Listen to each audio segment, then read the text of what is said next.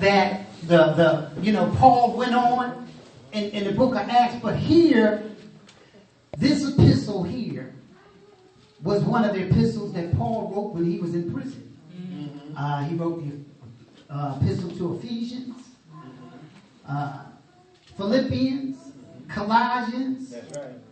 and he wrote this gentleman here, an epistle. And when he wrote to Philemon, Philemon was a very prominent, rich, he was blessed. He had a big, wonderful home. But when he ran his home, he had slaves. Now you got to understand, slavery was not uncommon. Matter of fact, when this church was established, slavery was very popular. It was, matter of fact, a third of the existing population that was in Rome were slaves. Amen. They were slaves. And so here we see this letter that Paul writes. I'm going to try to say the brother's name one more time. You helped me out earlier there. I was right on it. Onesimus. If you see this letter here that Paul writes to Philemon about Mr. Onesimus, the brother Onesimus.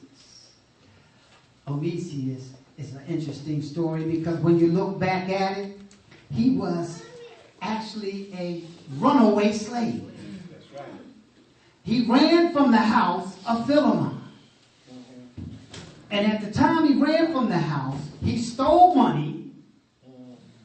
And although his name had been called Useful and Beneficial, that was the name that they gave him, Onesimus. Yes, sir. He did the very opposite. he was a difficult slave. And the final straw was he stole money and he ran. And when he ran, and of course at that time he was living a lifestyle that was, he didn't know God. And he ran to a popular place where slaves would hide and slaves would run to conceal themselves, to live. And that was in Rome. And isn't it interesting how God set things up sometimes?